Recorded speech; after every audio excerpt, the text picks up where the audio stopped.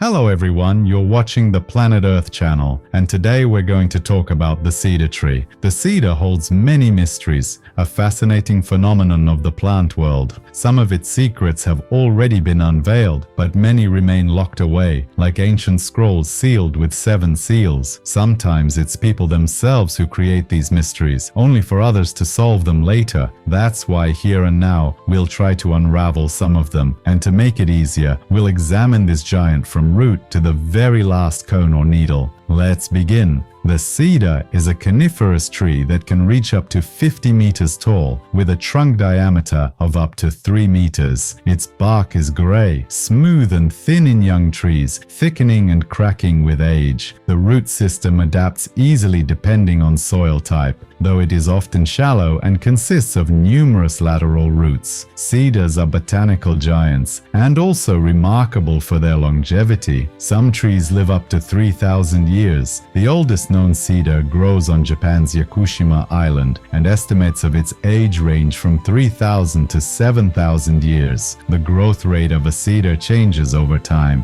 It grows quickly in its youth, but more moderately with age, adding 20 to 30 centimeters per year. Cedars mostly grow in mountainous areas at altitudes between 1,300 and 3,600 meters, often forming forests alongside fir, spruce, pine, and oak. There are 4 main species of cedar. In the Atlas Mountains of northwest Africa grows the Atlas cedar, a tall tree with a pyramidal crown and bluish-green or silvery-gray needles. Botanists often refer to it as the aristocrat of the plant kingdom. In Lebanon, Syria, and other parts of Asia, we find the Lebanese cedar, the famous biblical tree. The people of Cyprus take pride in the cypress cedar, which has shorter needles. Some botanists consider it a subspecies of the Lebanese cedar. Young cypress cedars have a conical crown, which becomes broader and umbrella-shaped as they age. These trees can reach heights of 40 meters. Their shoots are hairless or lightly hairy, and their stiff 4-angled dark green needles are about 5 to 10 millimeters long. The tree produces solitary barrel-shaped cones that are light brown, up to 7 centimeters long and 4 centimeters in diameter. Compared to the Lebanese cedar, it has shorter needles, smaller cones, and lower cold resistance. In the western Himalayas grows the Himalayan cedar, which can exceed 50 meters in height. It has a pyramidal crown and soft gray-green needles. In nature, the genus Cedrus is found in southern and eastern mountainous regions of the Mediterranean and in the western Himalayas. On the southern coast of Crimea, cedars have also adapted well. From Sevastopol to Karadak, cedarwood is known for its durability, fine grain, yellowish or reddish hue, and rich aroma due to its high resin content. It is highly resistant to fungal and insect damage.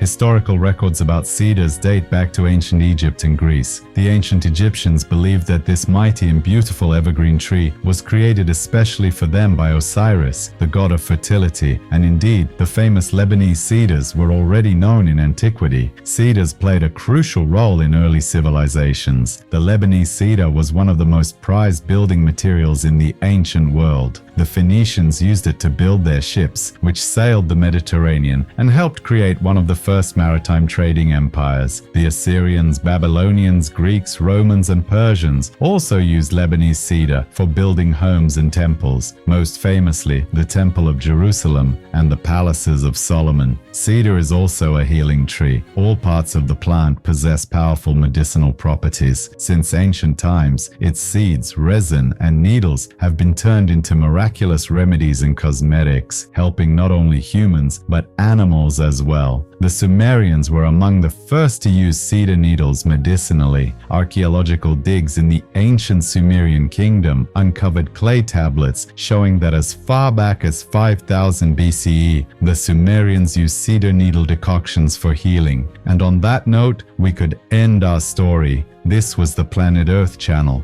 But wait, some of you might be asking, where are the cedar nuts? Where is Siberia? Where's the taiga? Where is the creeping cedar? What do ancient Egyptians and Sumerians have to do with it? And you'd be right, we need to continue. No need to stress. Let's stay positive. Everyone knows the phrase cedar nuts. Many have even tasted them. But here's the twist. True cedars don't grow in Siberia, and they don't produce cones with edible nuts for humans. And technically, those aren't even nuts, they're seeds. From a botanical standpoint, the correct term isn't cedar nuts, but pine seeds. At this point, every seventh Siberian has just hiccuped and thrown their botany book aside, and botany itself along with it. But there's more. The true cedar is a warmth-loving species native to the Mediterranean coasts and the Himalayas. There are very few true cedars left in the wild. The tree commonly called the Siberian cedar is in fact a member of the pine family, and its proper name is the Siberian stone pine, Pinus sibirica. So why did we start calling a pine tree a cedar? There are a few theories. One idea is that back in the day, people simply lacked detailed botanical knowledge, so all trees that looked remotely like cedars were called cedars. If it looked like one,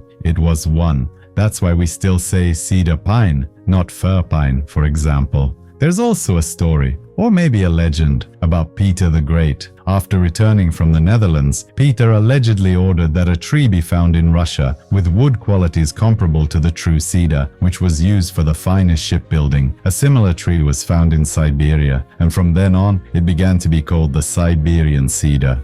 And no matter how many theories exist, for most people the Siberian cedar is not just some pine, even though some pines can be quite impressive in their own right, so let it be the cedar. And may the botanists forgive us. In Russia and the CIS countries, 4 types of cedar are commonly found: the Siberian cedar, the European cedar, the Korean cedar, and the Siberian dwarf cedar, also known as the creeping cedar. Their seeds, often called cedar nuts, taste very similar, though true cedar connoisseurs might challenge you to a duel over that claim. That said, the smallest cones grow on the European cedar and dwarf cedar, while the Korean cedar produces the largest nuts. These nuts are enclosed in hard shells, making them tricky to crack. The Siberian cedar, however, produces medium-sized nuts with shells that are relatively easy to open. A staggering 98% of all cedar forests are located in Russia, mainly in Siberia and the Russian Far East. The richest cedar forests are found in southern Siberia, in Tomsk and Kemerovo regions, the republics of Tuva and Khakassia, the Lak-Baikal region, and Krasnoyarsk Krai. By the way, cedar forests, called kedrovs in Russian, are a distinct ecological realm of the taiga. These forests, dominated by towering cedars, have a unique microclimate. Their dense branches cast deep shade, giving the woods an air of mystery and coolness all year round. Siberian cedars also grow in Kazakhstan and Mongolia. And here's something amazing. The forest has a gardener. The cedar tree's seeds are spread by a bird called the nutcracker. This clever bird picks ripe cones, carries several nuts in its beak, and flies through the forest in search of the perfect spot. It scrapes back the leaf litter, buries the seeds close to the soil, and returns for another batch. Sometimes all the seeds go into one spot, sometimes into several. It repeats this all day long. After 5 to 7 years, tiny saplings begin to sprout where the bird made its caches. Each nutcracker bird makes up to 30,000 personal pantries every year, usually storing 15 to 20 nuts in each. In the wild, a Siberian cedar begins to produce cones at 40 to 50 years of age. However, with proper care and feeding in cultivated plantations, they may start bearing fruit at just 15 to 20 years. Cedars tolerate shade well, are unafraid of full sun, and can withstand temperatures as low as -50 degrees Celsius. In humid environments, they even grow on bare stone. Every 5 to 6 years, a cedar produces a large harvest, up to 10 kilograms of nuts per tree. In such fruitful years, the forest teems with squirrels and other animals drawn to the bounty. The Siberian cedar or Siberian stone pine, Pinus sibirica, is rightfully considered the king of the taiga forest. In folk tales, it often appears as a wise elder or forest guardian. That's no surprise. These trees reach majestic sizes, towering over the surrounding firs firs and spruces, like giants, with immense limbs and mighty crowns. Only the sequoia surpasses them in size among coniferous trees. The Siberian cedar can grow up to 50 meters tall, live over 800 years, and have a trunk diameter of up to 2 meters. It's also a cornerstone of taiga ecosystems, a valuable commercial resource, and a critical food source for birds and animals. Cedar nuts are highly nutritious, packed with essential substances for both humans and wildlife. The seed kernel contains healthy fats, proteins, starches, sugars, and vitamins, along with minerals like iron, phosphorus,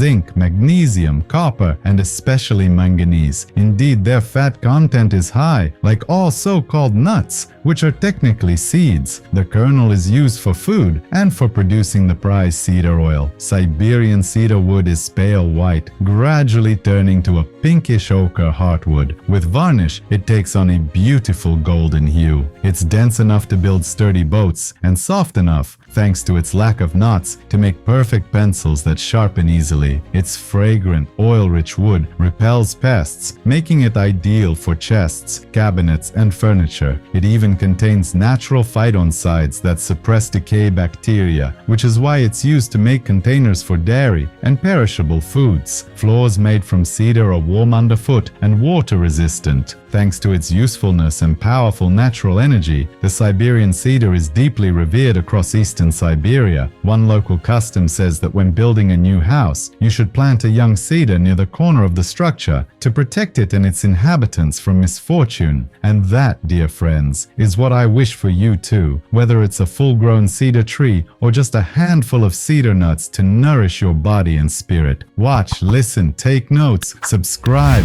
Don't forget to hit like and share this video. It really helps us grow. You've been watching Planet Earth.